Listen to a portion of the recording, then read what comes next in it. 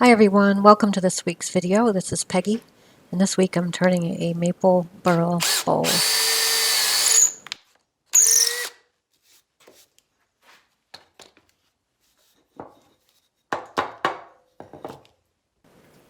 So after finding center and drilling for the woodworm screw, putting it on the woodworm screw, which is in the 4-jaw chuck, making sure it's tight, and then I'll bring the tailstock up and start turning to balance it out. But before that, I am using a Rake slow speed 8-inch bench grinder with a CBN wheel, and the jig I'm using is a Wolverine one-way jig. There is a link in the description if you're interested.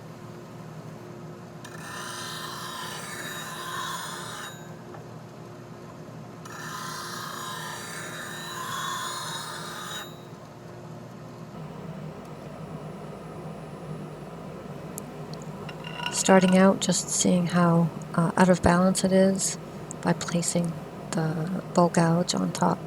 And it was pretty good to start with, so I didn't have to take too many passes. It wasn't perfect, but it was pretty good.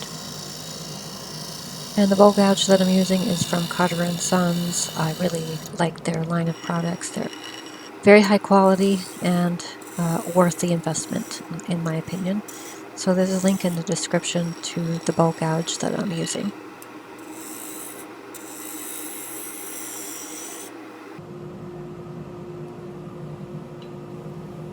So here, as you can see, I've removed the tailstock, and with the bowl gouge, again, just truing up what will be the bottom before I make the tenon.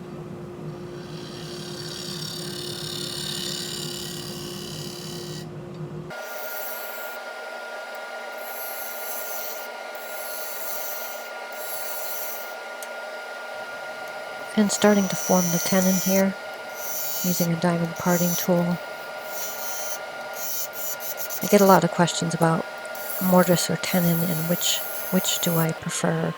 I usually do a mortise. This one, I decided to do a tenon, not for any specific reason, just it is a smaller bowl and wanted that very flat part on the bottom.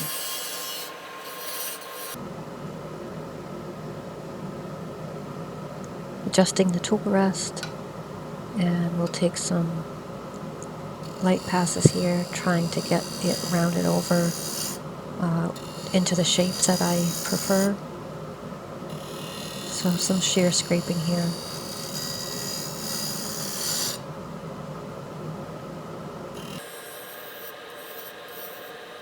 And sped up a little bit. Still doing a few different kind of cuts to get the shape desired.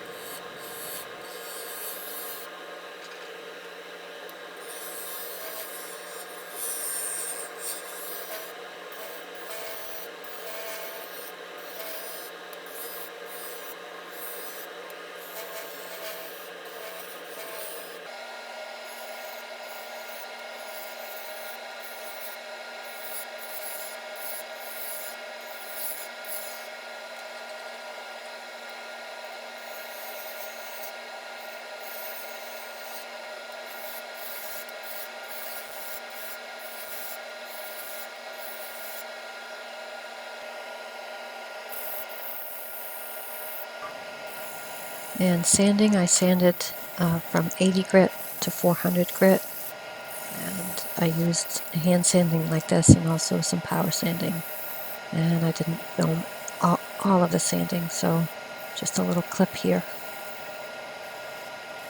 As you can see, I have the dust collection on, and some denatured alcohol to clean the dust and debris off the bowl before I apply the sanding sealer.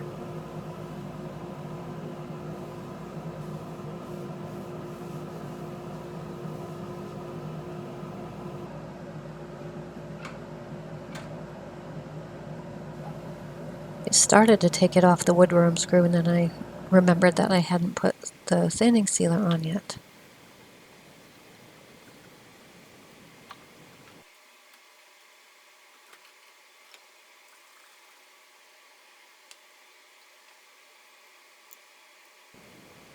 So this is the Hampshire Sheen's cellulose sanding sealer. I applied 3 coats, letting it dry in between each coat.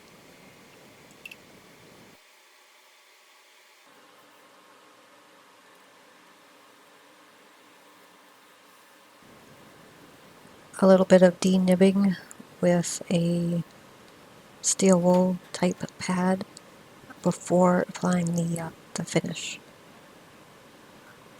And as usual, I'm going to be using the Axe abrasive paste line and the polishing paste after this. If you're interested in getting the Axe products 10% off, if you use discount code PF10, there is a link in the description to the product.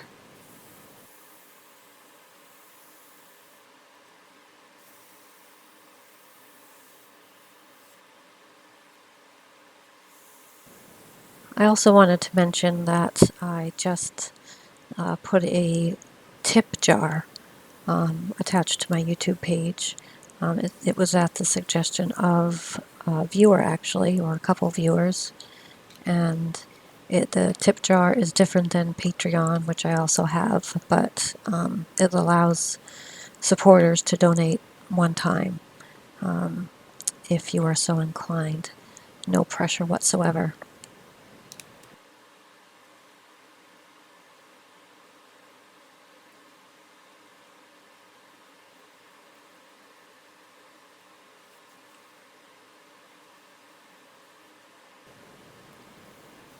And buffing off the polishing paste, the Axe polishing paste.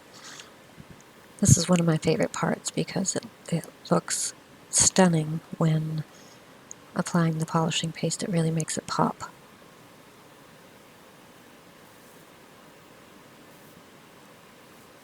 And this Burl piece is just really nice anyway. A lot of figure. Taking it off the woodworm screw, taking the worm screw out, and I will put it in the 4-jaw chuck using the tenon.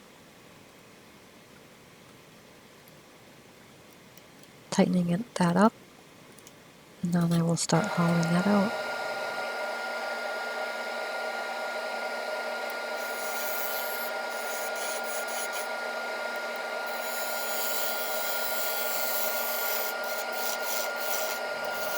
Sorry for the few seconds of the bad footage here as far as the lighting.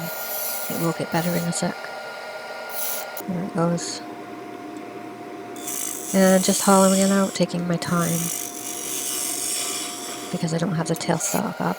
Just taking my time and making very, not necessarily light passes, but very dedicated, purposeful passes, I should say.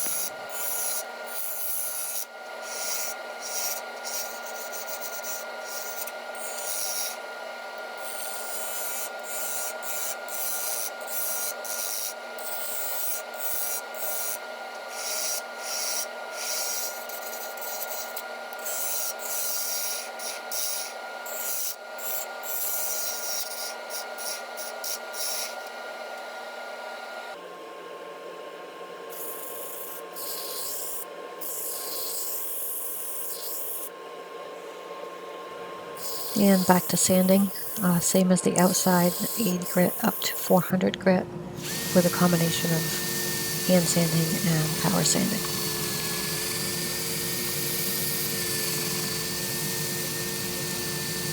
If there's one thing I learned about sanding since I've been turning, that is to take your time, not to hurry, and also wipe off the dust if there is any in-between grits. It really does help to get a better finish. I've learned this the hard way, being impatient and just going very, very fast through the grits. But wiping off the excess dust, the stuff that didn't come out into the dust collection or whatever you're using, wipe it out in between. And it really does make a big difference. Using the air compressor here to blow out the dust that I didn't get. I'm using the Hampshire Sheen Intrinsic Color Collection here. and starting with the color Flame. Now, I know people are probably typing as I speak and saying, why am I coloring this beautiful piece of wood? Well, because I want to, and I think it looks good. Most of my stuff has some kind of color, and I think this, as you'll see when I get some close-ups at the end, I think it does enhance the grain. It doesn't hide it completely, and you can still see the grain on the outside, but I know everyone has their own opinion, and people have very strong opinions about coloring wood, especially Burl. So I know there will be some comments. But my last video was also a Burl, and I did not color it at all, so there's something for everyone.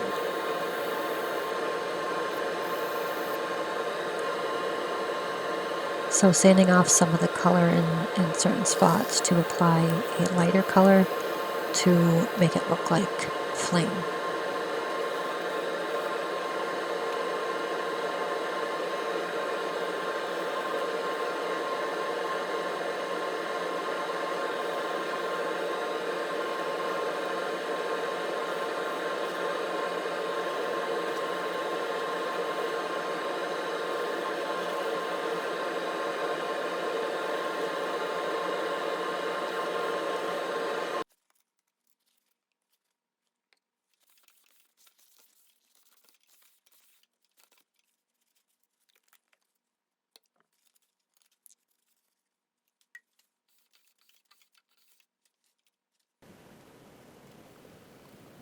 And I colored the rim black, although I sanded off quite quickly. I didn't like it.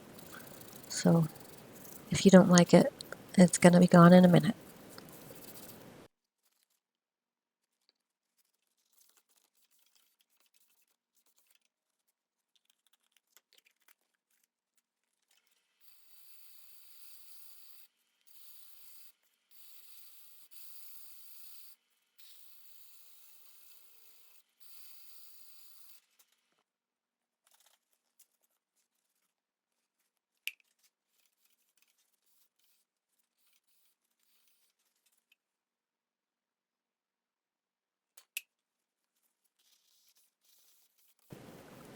Applying the sanding sealer to the inside and rim.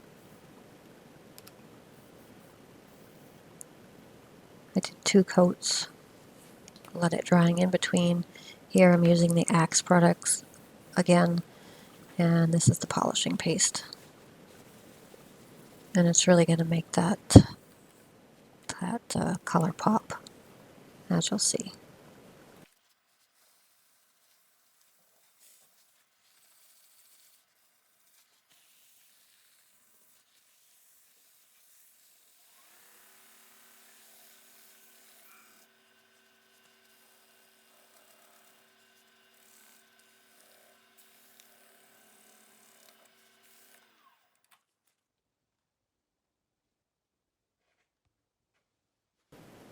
Moving the camera in close and some different angles so you can see close up. I do have some pictures in a minute, but seeing it on the lathe and getting some close-ups here of the inside, I think it looks like fire, like a flame, hence the name.